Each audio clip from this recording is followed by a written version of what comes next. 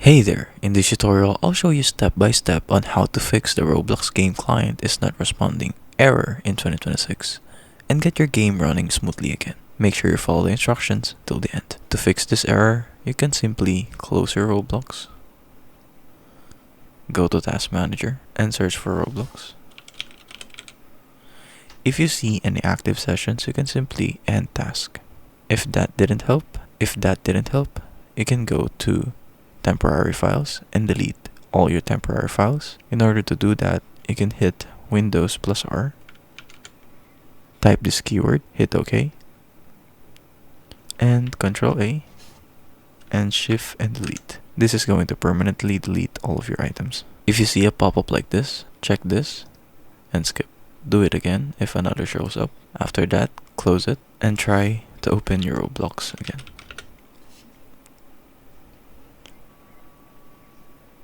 If that didn't help, you can try reinstalling your Roblox by uninstalling the game and reinstalling it, or you can turn off any overlays that you have on your PC.